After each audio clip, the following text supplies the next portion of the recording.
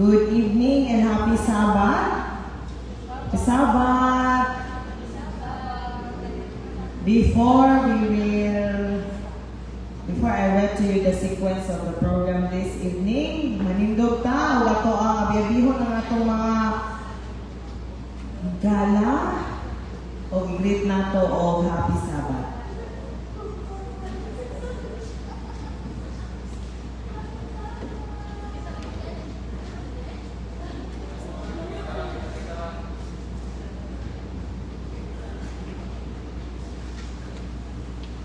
Pronto, alas 7 kita nagsugod, no? Magsugod ta, coming naman, hihinay na ang ulan. So, we welcome you to our Whisper meeting this evening. Our worship has been sponsored by the IT, Purchasing, and Social Services. Kami ang pinakadaghan sa department. So, kami ra pod ang magtuyok sa mga participants karong gabi na.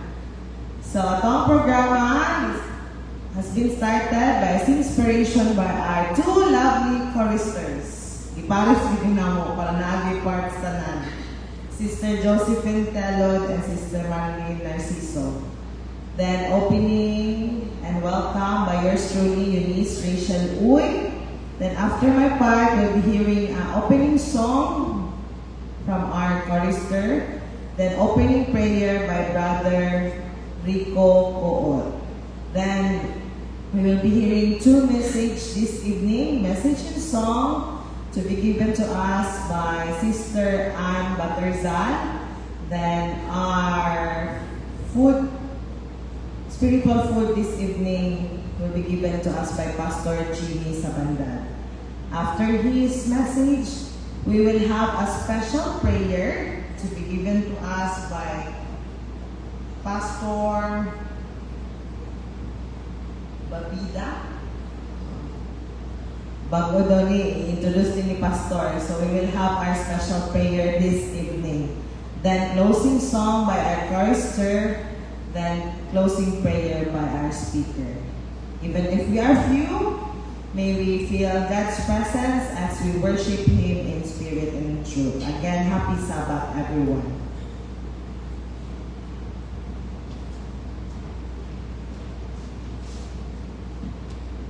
For our opening song, let us sing I Love to Tell the Story.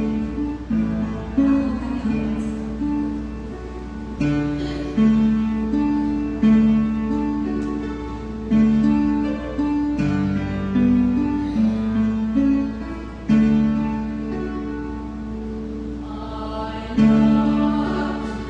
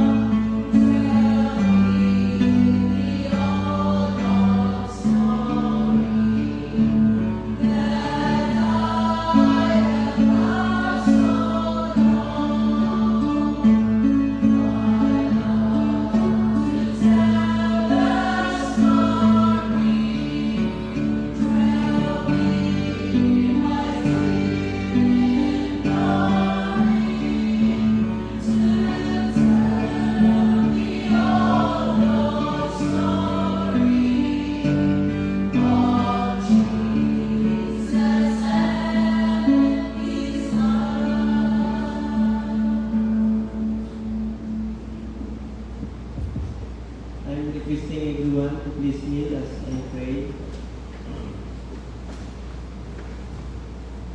Omnipotent, omniscient, omnipresent God, the creator of this vast universe.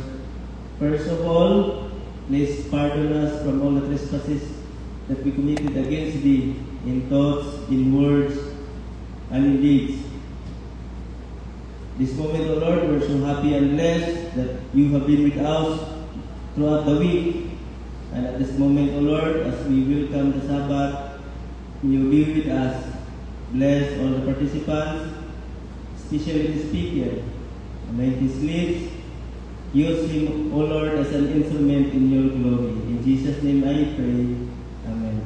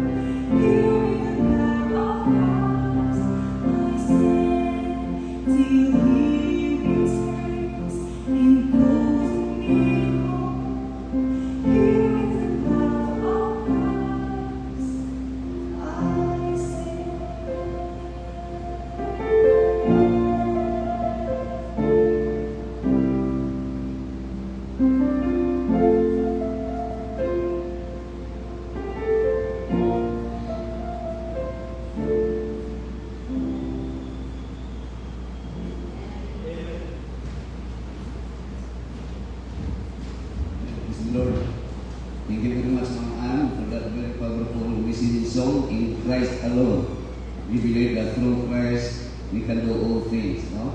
There is nothing impossible to God. So, mga ng team song ni Mutisik yata. Now, happy evening everyone. Happy Sabbath. Okay, congratulations sa nakabot din kay Bagyo man daw niya. Ang uban, baka lusot din kay ulan-ulan, no? Pero we praise the Lord because He gave us another time and opportunity to worship Him. So, di pa tama sa unahan ng pagka. Gracious Lord, thank you so much, Lord, for giving us an opportunity to gather together to worship and glorify your name. And we pray, Lord, that your presence to be with us through the Holy Spirit to help us understand your divine will. In Jesus' name. So this evening, mga igsoon, manatot karon, na si Pastor Winjing. Actually, na ay mga preliminary pa na process because we have two evangelistic meeting, no? To be done this coming August, and natawag na ito ng minor diya sa Eastern Village, and then diha po sa Life of Center na matawag ng major usap na activities na ito. So siguro mo abot ang mga 4 months, no, na groundwork surgery, and we do not know what is the God's, if God willing, I believe that He can be with us also, and to makita o dagang pa mga kalag na madala sa iyang pila. Na nakita po din mga kaigsunan na I already given this here in our workers during devotional, but since there are also some of our members from the URFC, so katong relax lang mo, pwede na mo matulog, no? Katong mga taga-hospital. Anong hospital? Okay, so the title of this message for us this evening is the reason of your existence, or your existence or my existence. That passage or the text is found in the book of Hebrews chapter 11 verse 6. It says here, without faith it is impossible to please God. So why is it that we need to have faith? And why is it that it is impossible to please God? So the reason for your existence is to please God. We were not created merely to survive. So actually, when God said it is very good, no, it was when He declared that it was very good after man created by God, and when God created man in His own image, in the likeness of God, no? So there is no accident. Maybe there are some say, ngayon nga, accident din nga pagkahimugso kay likondom, libuto ang kondom, no? Nahimugso.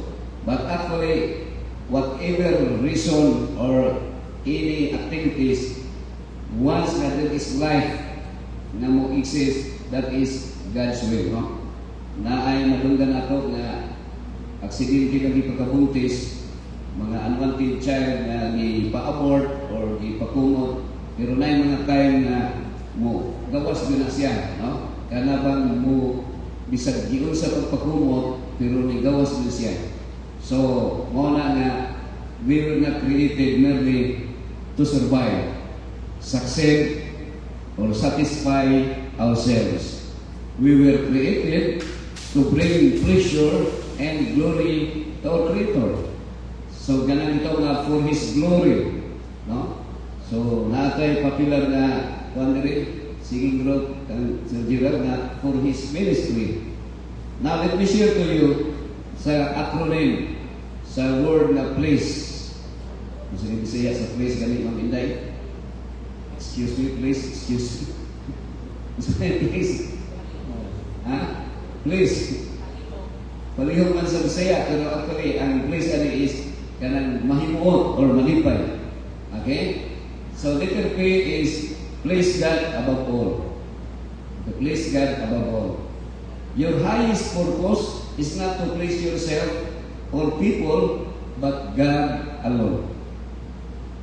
So, because of our, siguro ang mindset nato distorted na, naligtan na nato ang highest purpose na akong rason na naa diri or nahimugso ka is to please the Lord.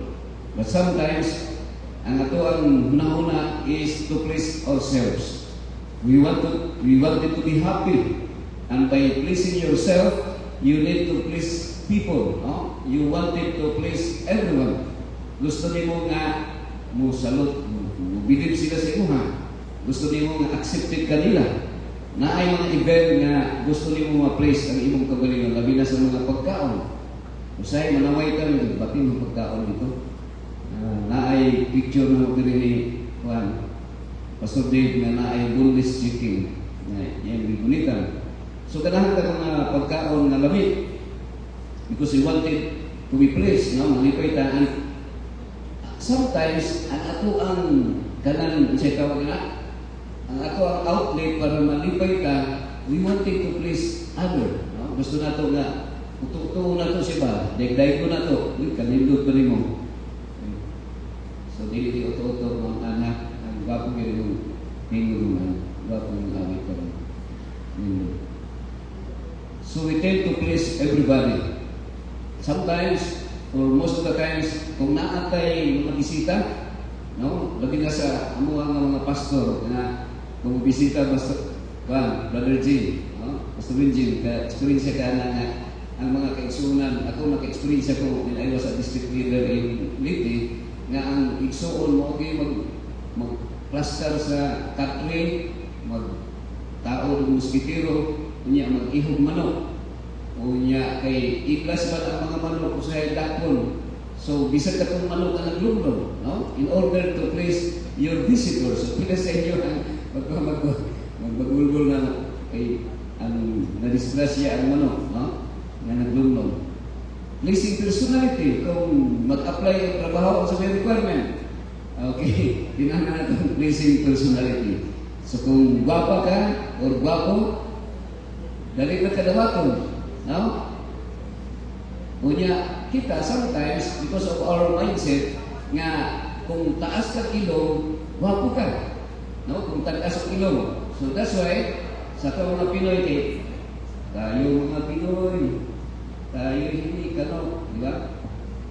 Huwag kang mahiya kung ang ilong mo ay pag so, ang pag nagnauna ka, in order for you to be accepted by the society, tigong kakwan ka para mapa-nusle, magpataas ko ilong. Because thinking, nauna na ito, at magtaas kang ilong, magwapa ka. People always criticize.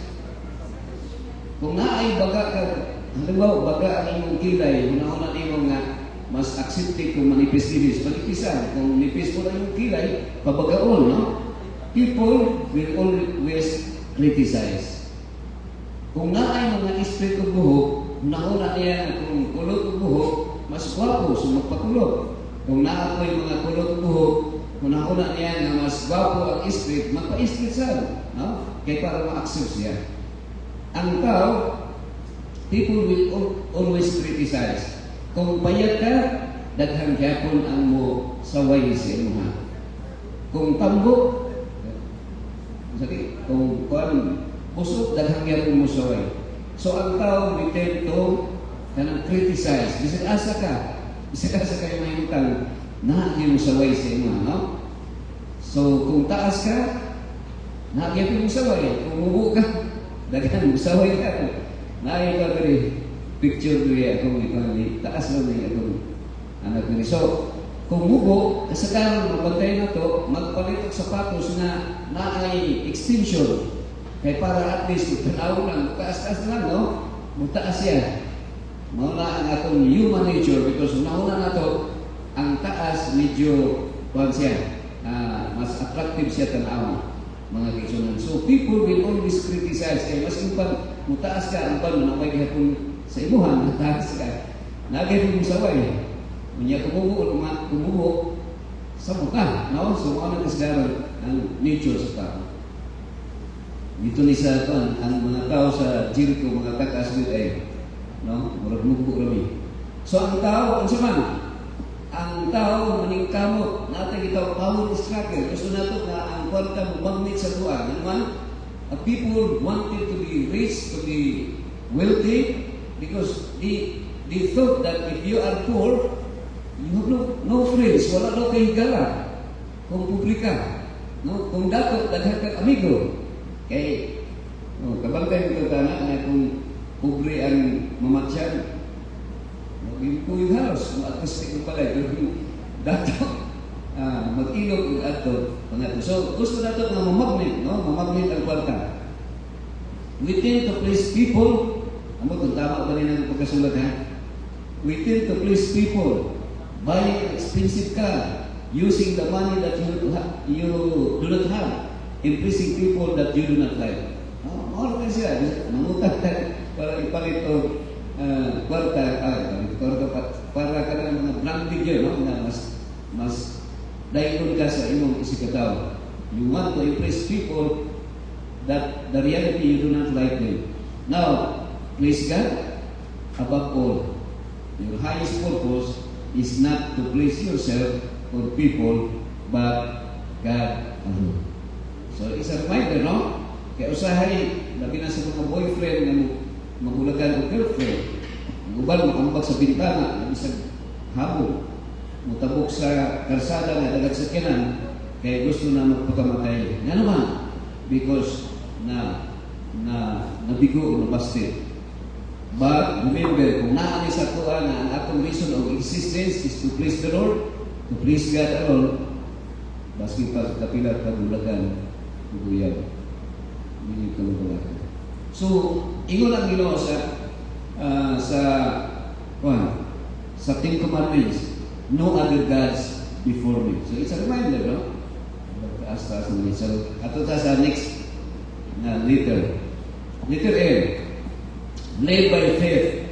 Hebrews 11 verse 6 reminds us that faith is the foundation of a life that pleases God. Ang maka-please rin sa Ginoo na natay pagtuo. No? Just as it is written, the righteous will live by faith, according to Romans 1:17. The just shall live by faith, no? According to Habakkuk chapter 2 verse 4. But the just shall live by faith.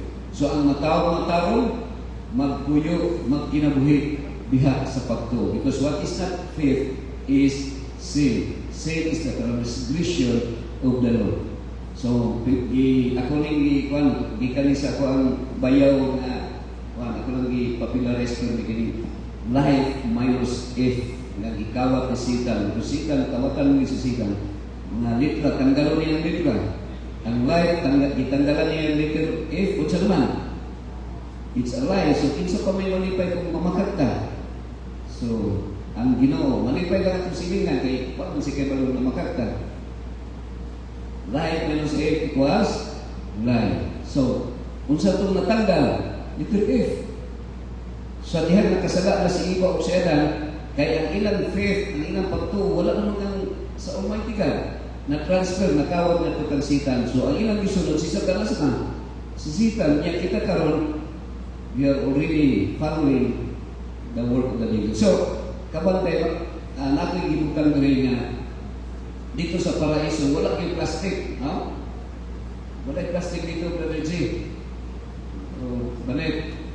Pero sa dihan nakasala ng tao, nanay plastic. No? Makahimo na plastic na plato, plastic na baso, plastic na kutsara. Ang problema nato karon na problema sa mga baha-baha ini nay plastic dali nga bulat, no? Magtinga di na identify kung tinuod ba uta ng fit. Ang pinakadaghang plastic unsa man? Ang inyong tinaiya o akong tinaiya, plastic na. Ito, baka na, right? Yung plastic na. Nga naman, na-picture rin na, so, excuse me sa nag-antipara ka, wala tayo ito. Kung itakili na ito, kung sa man, we are liar. So, human being is already liar if we do not follow or we do not have the character of God, Jesus Christ. So the 10 commandments said, you shall not bear false witness. So according to this passage, an explanation that this means that not to spread false news, not to spread. Yung news. Okay, that is correct. So letter A, this one, exalt His name. Everything we should do should honor and glorify God for His glory, for His glory. Mo unsa man, because the 10 commandments is in the 3rd commandment, you shall not take the name of the Lord your God in vain. So anything na atong pagkabuhaton mga kaigsunan, it must be, God must be exalted. Okay? So, okay, another, next is A, abide in Christ. Jesus is the perfect example of a life that pleases the Father, please God. So the only solution that we can please the Father, the Almighty God, is to abide in Christ. Because if we are disconnected with Christ, we cannot please God. No? Because only Jesus is the perfect example of a life that please the Father. And we can only please God. We can please God only as we remain in Him. Kapag tayo sa word na Christian, ang word na Christian, kung tanggalon ang Christ, kung may mabili, tanggalon ang Christ is, I am.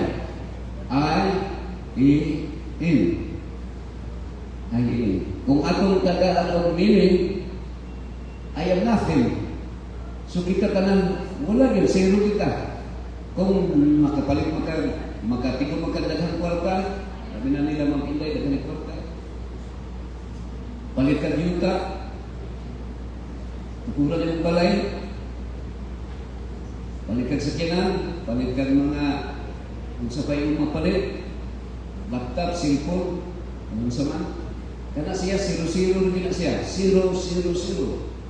O niya, dito na yung mahuna-huna nga, pangitao na akong Ginoo, 1. Di ba, 0-0-0-0-1. Pilay value na. So, gamay value. Pero kung unahon mo si Jesus Christ, magbutang ka na 1. So, tanan na imuhang gikuha ay puro 0-0, pero sa kadaghang 0, niya, nag-una si Jesus Christ na number 1 sa atong kinabuhi. Dato na ka mga fiction na. Nag-ingon rin, unsay gisulti ni Jesus, giprangka niya sa tuwa, ingon siya, I am the vine, you are the branches. Ingon rin, you abide. Okay, medyo ko alam ito matanong. Kanang kumita pagka nasa laptop. Okay, if you remain in me and I in you, you will bear much fruit. Remember, apart from me, you can do nothing. So, very clear, no? Nag-insulti ni Jesus. Kanang ikaw usangan ng bulan sa punuan. So, wala yun. Kabantay itong maksing o pagong maksing. Tama ito, itong unggoy bao na nagtunga silang saging. O niya, ang gusto sa bao kay sa unggoy na mamunga diretso. So, katong sa iba po, yan ipilit. Joke naman ang siguro na story, pero ang nabilin katong naigamot, so maotoy ni turok. So, hindi ito si inahanal nga makakonekta, no? Kay sa punuan, sa gamot. Meaning to si Kristo, mao ang punuan, mao ang gamot. Matanggal ka, naubanan na kita. No? We cannot bear fruits, but if we are abiding in Christ, we can bear much fruits. Okay? So, letter S. Serve with love. Love is the fulfillment of God's law. A life that serves others reflect the heart of Christ. So kung nagserbisyo ka sa atong isikataw mga kaigsunan, ma-replika ang karakter sa atong Ginoong Kristo, ang iyang kasing-kasing. So we need, no? Inanamtad kung natin mga activities, kung naay mga medical mission or any activities nga maka-reach out sa mga katawhan nga nakinahanglan. Letter E, endure to the end. So mao gini sa resita sa mga mag-asawa. No, sa banang asawa, mao gini resita nga pinakalas. Hindi kita agwanta. Okay, kung wala nang resita nga agwanta, dugay rin magbulag. No? Ini kami ni Mrs. dugay rin ito magbulag. Alay kay bulaganan ng ito niya. Isay, may nagari kay hindi karon nakagwanta pa. So mao gini kulang. No? So, mo lang di mo matingala na naay pastor na magbulag ang asawa kay kung wala kayo agwanta na resita, magbulag yun. Mga naging nga sumakabilang buhay o sumakabilang bahay. So, wala siya, endure to the end. Remain faithful until Christ return. No? Kung sa gingon sa Matthew 24:13, he who endures to the end will be saved.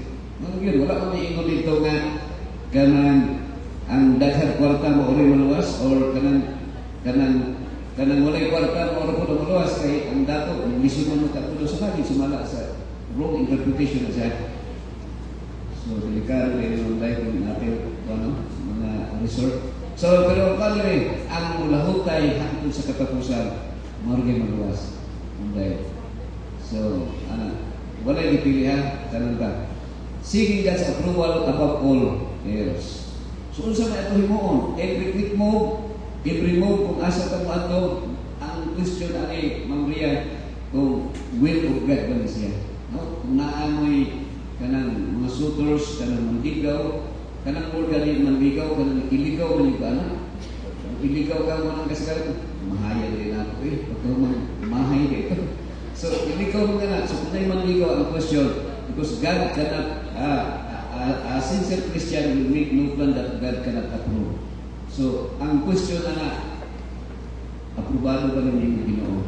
So, nahibaw ka rin mo nga, dili aprobado kung supak sa Ten Commandments. Pero kung wala man na supak, aprobado na siya. No?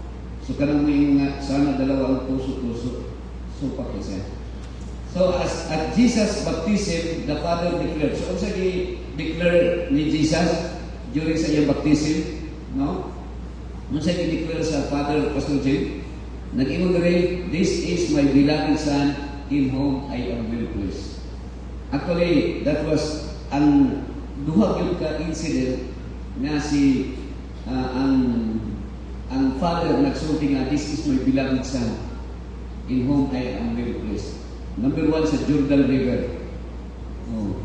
Pero after that, sa baptism, about 150 kilometers dito sa Mount Tabor, sa Samaria, sa Northern Kingdom of Israel.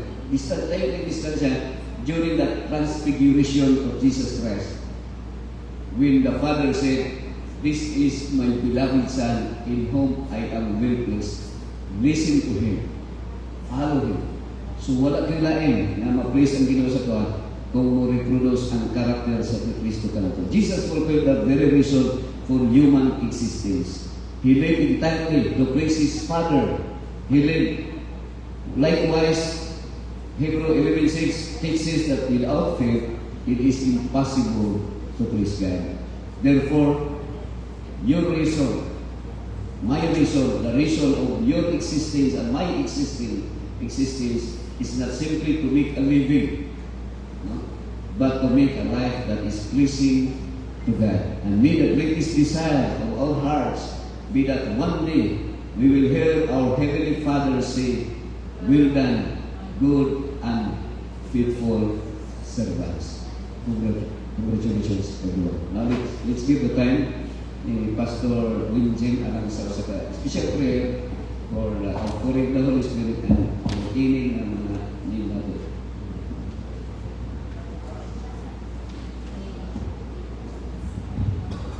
Okay, kung gihangyo ang tanan mga igsoon sa pagpangluhod, alam sa atong pagpangluhod.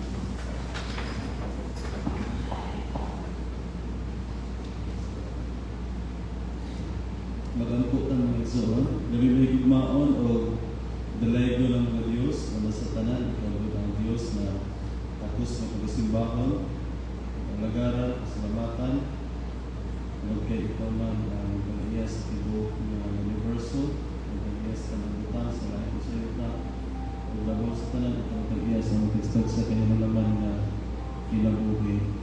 Ang nausap sa tanan Ginoo, kung ikaw mag-ahatag ka na mong kapasayloan, sa tanan ng mga sala ang mga mabuhat, sa lahuna, sa buhat, o sa kulong, o sa tanan ng ang nalimo, o wala nagkapahimuot sa mga tubangan, pinaot ikaw pasaylo ka namin. Salamat kayo sa mensahe.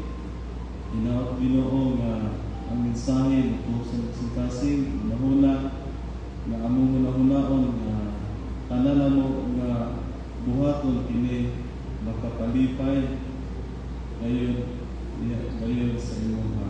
Salamat tayo Ginoo sa pagbibigyo na imong gitapok diri sa imong balay ng kuanan ang sa pagkay pinambahan sa mga nga Ginoo ang walang Espiritu hinaot nga ikaw puno sa matagusa kanamo sa imong walang Espiritu na among magamit na binasa among inadlaw nga pagkinabuhi diri sa kalibutan hinaot Ginoo nga ang imong Holy Spirit ibuok namo aron kami mahimo gid imong galamiton diri sa ospital, pag-hostel, galamiton sa inyong usap ng mga bulaton. Ginoo, nabangi usap ang mga balatian, patient diri sa ospital, sa hospital Ginoo, hinaot nga ikaw mga duaw sa ilaha, ikaw magatawan, ang labos tanan, ikaw mag-atag kanilang kalipay Ginoo,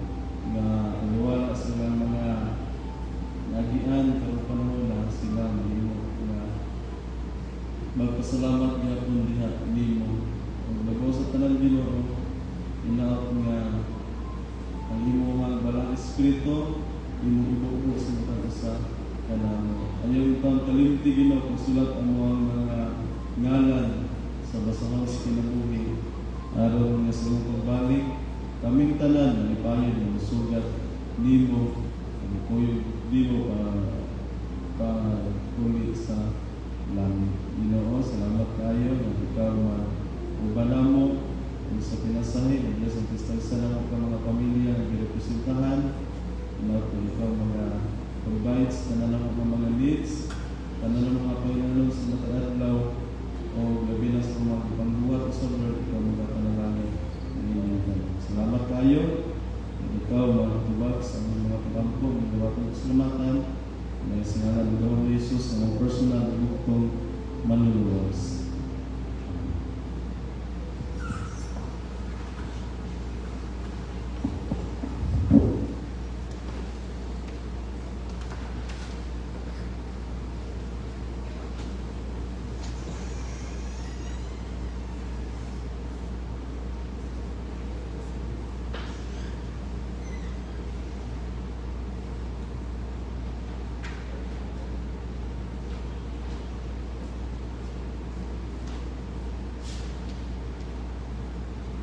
For our closing song, let us sing My Faith Looks Up to Thee. Hymn number 2.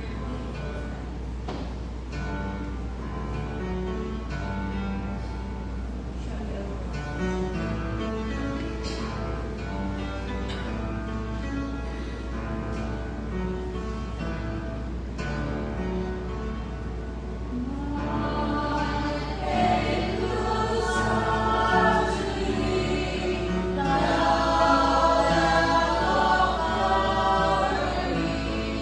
Say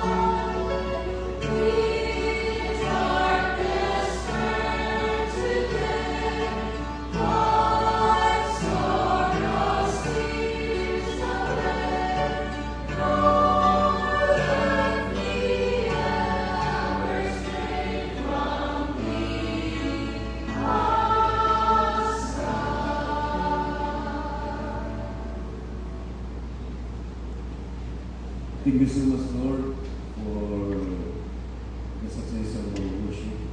And may those messages, Lord, will be implanted in our hearts and minds. And thank you, Lord, for the reminder that the reason of our existence is to praise you. And thank you, Lord, that while we are still living in this earth, you can use us as your instrument in your love and become a channel of blessing to the people around us. Because we are longing and our desire to be in that heavenly kingdom that you prepared for us, in a place where there will be no more sickness, no more sorrows, and no more death. We pray, loving Father, as we depart from this place, may your Holy Spirit guide us always and take us from harm. That we will be able also to come back tomorrow to continue worshiping and glorifying you. Thank you, Lord, for the assurance of hearing and answering our prayer. We ask for these things in Jesus' name. Amen.